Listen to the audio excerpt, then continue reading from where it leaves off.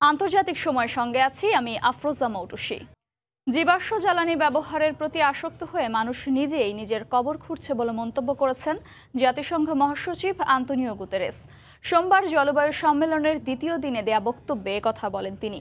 অন্যদিকে জলবায়ু পরিবর্তন ঠেকাতে শিগগিরই নতুন পরিকল্পনা গ্রহণের ঘোষণা দেন মার্কিন প্রেসিডেন্ট জো বাইডেন। পরিবেশ রক্ষায় কালক্ষেপণ না করে দ্রুত কার্যকর পদক্ষেপ নেওয়ার ওপর গুরুত্বারোপ করেন ব্রিটিশ প্রধানমন্ত্রী বরিস জনসন। এছাড়াও ২০৭০ সালের মধ্যে কার্বন নিঃসরণের হার শূন্যের কোঠায় নামিয়ে আনার অঙ্গীকার করলেন ভারতের প্রধানমন্ত্রী নরেন্দ্র মোদী। রোববার আনুষ্ঠানিক উদ্বোধনের পর সোমবার শুরু হয় জলবায়ু সম্মেলন COP26 এর মূল পর্ব। এদিন জাতিসংঘ মহাসচিব আন্তোনিও গুতেরেসের উদ্বোধনী বক্তৃতার পর একে একে বক্তব্য রাখেন বিশ্ব নেতারা। এদের প্রায় সবার কণ্ঠেই ছিল পরিবেশ বাঁচানোর আকুতি ও সতর্কবার্তা। শুধু তাই নয়, বরাবরের মতোই ছিল প্রতিশ্রুতির ফুলঝুরিও। নিজের দেয়া বক্তব্যে গুতেরেস বলেন, পরিবেশের প্রতি মানুষ এতটাই উদাসীন যে আমরা নিজেই নিজের কবর খুঁড়ছি। মাত্রাতিরিক্ত জীবাশ্ম জ্বালানি ব্যবহার করে মানুষ নিজেই নিজের চূড়ান্ত পরিণতি ডেকে আনছে বলেও মন্তব্য করেন তিনি। অনেক হয়েছে, আসুন এবার একটু সতর্ক হই। পরিবেশের সাথে আমরা টয়লেটের মতো আচরণ করছি। আমাদের চোখের সামনে আমাদের প্রিয় পৃথিবী বদলে যাচ্ছে। সমুদ্র থেকে শুরু করে পাহাড় পর্বত সবকিছু ধ্বংস করে ফেলছি। আমরা নিজেরাই নিজেদের কবর খুঁড়ে যাচ্ছি প্রতিনিয়ত। অন্যদিকে জলবায়ুর পরিবর্তন ঠেকাতে শিগগিরই নতুন ও কার্যকর কর্মপরিকল্পনা গ্রহণের ঘোষণা দেন মার্কিন প্রেসিডেন্ট জো বাইডেন। একই সঙ্গে ক্ষতিগ্রস্ত দেশগুলোর পাশে থাকার অঙ্গীকারও করেন তিনি। Will we do what is necessary? Will we seize the enormous opportunity before us? Or will we condemn future generations to suffer? জলবায়ুর পরিবর্তন রোধে অনতিবিলম্বে কার্যকর পদক্ষেপ গ্রহণের উপর গুরুত্বারোপ করেন ব্রিটিশ প্রধানমন্ত্রী বরিস জনসনও। বলেন, নিজেদের চূড়ান্ত পরিণতি থেকে মানবজাতি আর মাত্র কয়েক মিনিট দূরে। আমরা যদি এখনই সতর্ক না হই, তবে আগামী প্রজন্মের জন্য আমরা আর কিছুই করার সময় পাবো না। আমাদের চোখের সামনে ওদের ভবিষ্যৎ আমরা নষ্ট করছি। আমরা যদি ব্যর্থ হই, তবে আগামী প্রজন্ম আমাদেরকেও কোনোদিনও ক্ষমা করবে না। সম্মেলনের দ্বিতীয় দিনে আরও বক্তব্য রাখেন ভারতের প্রধানমন্ত্রী নরেন্দ্র মোদী। বলেন, উন্নত দেশগুলোর খামখেয়ালির কারণে উন্নয়নশীল দেশগুলো যেভাবে ক্ষতিগ্রস্ত হচ্ছে তা দুঃখজনক। একই সঙ্গে কার্বন নিঃসরণ কমানোর চেষ্টার পাশাপাশি নবায়নযোগ্য জ্বালানি ব্যবহারের প্রতি অভ্যস্ত হওয়ারও তাগিদ দেন তিনি। এনवायरमेंटल कॉन्शियस लाइफस्टाइल का एक मास मूवमेंट बन सकता है। এছাড়াও সম্মেলনের দ্বিতীয় দিনে বক্তব্য রাখেন জার্মান চ্যান্সেলর অ্যাঙ্গেলা মার্কেল, ইতালির প্রধানমন্ত্রী মারিও দ্রাঘি সহ অন্যান্য বিশ্ব নেতারা। অন্যয় কর্মকার, সময় সংবাদ। এদিকে জলবায়ু পরিবর্তনে ক্ষতির মুখে থাকা দেশগুলোর জন্য ধনী দেশগুলোকে প্রতিশ্রুতি অনুযায়ী বার্ষিক $100 বিলিয়ন অর্থায়ন নিশ্চিত করার দাবি তুলে ধরেন প্রধানমন্ত্রী শেখ হাসিনা। স্থানীয় সময় সোমবার স্কটল্যান্ডে চলমান জলবায়ু সম্মেলনের মূল পর্বে বক্তব্য রাখেন তিনি। এ সময় জলবায়ু সংকট মোকাবেলায় 4 দফা প্রস্তাব উত্থাপন করে শেখ হাসিনা বলেন, বাংলাদেশ $12 বিলিয়ন কয়লা প্রকল্প থেকে সরে এসেছে। জলবায়ু পরিবর্তন বিষয়ক শীর্ষ সম্মেলন বা COP26-এ বাংলাদেশের প্রতিনিধিত্ব করছেন প্রধানমন্ত্রী শেখ হাসিনা। এই প্ল্যাটফর্মে তিনি ক্লাইমেট ভালনারেবল ফোরাম বা ভুক্তভোগী দেশগুলোরও নেতৃত্ব দিচ্ছেন সিভিএফ প্রেসিডেন্ট হিসেবে।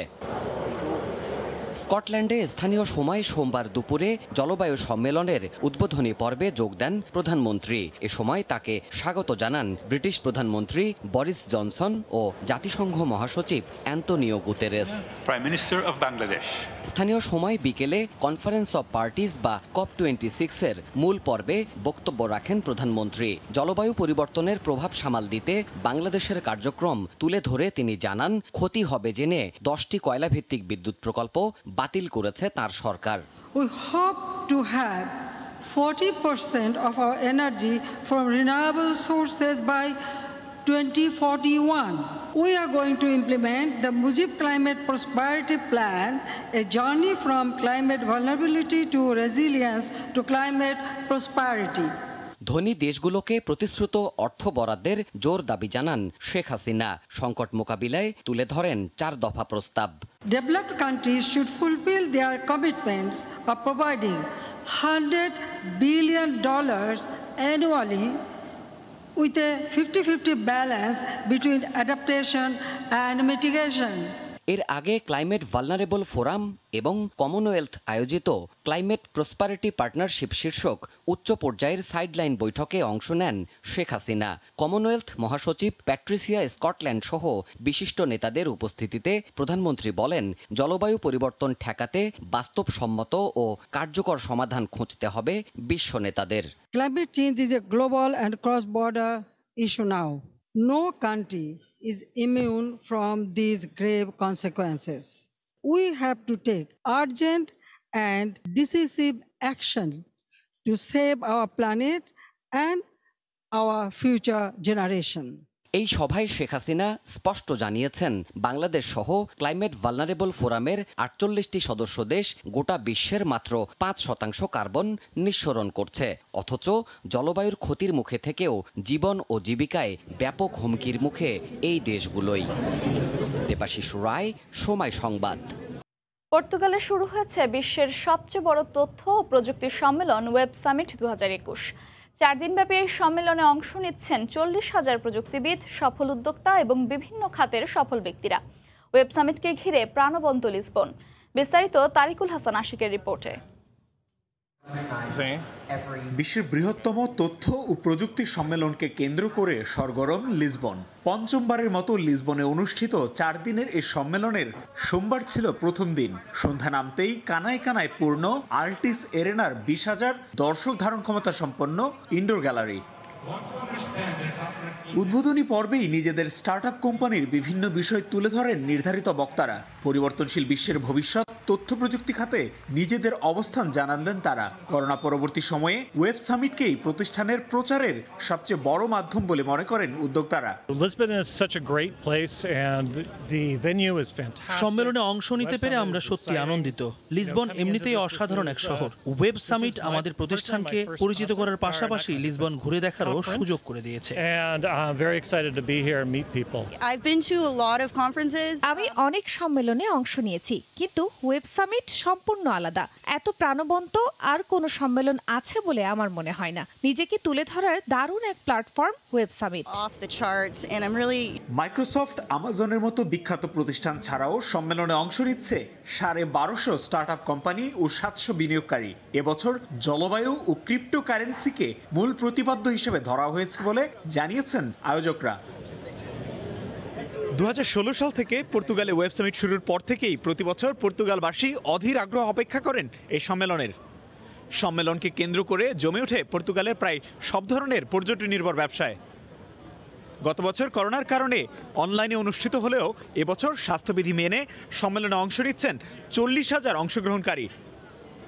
অংশ নেওয়ার পাশাপাশি উপভোগ করছেন লিসবনের সৌন্দর্যও। তারিকুল হাসান আশিক, সময় সংবাদ, লিসবন, পর্তুগাল। আবারও জলবায়ু সম্মেলন প্রসঙ্গ। গ্লাসগোতে চলছে COP26-এর 3য় দিনের আলোচনা। এই মুহূর্তে সম্মেলন স্থলের বাইরে আছেন সহকর্মী শোয়েব কবির। সম্মেলনের সবশেষ খবর জানতে সরাসরি যাচ্ছি তার কাছে। শোয়েব, মোটামুটি পৃথিবীর যে জলবায়ু পরিবর্তনের যে ক্ষতিকর প্রভাব, এই ক্ষতিকর প্রভাব থেকে পৃথিবীকে বাঁচানোর চেষ্টা হিসেবে বলা হচ্ছে এবারের যে জলবায়ু সম্মেলন COP26 অনুষ্ঠিত হচ্ছে স্কটল্যান্ডের গ্লাসগোতে।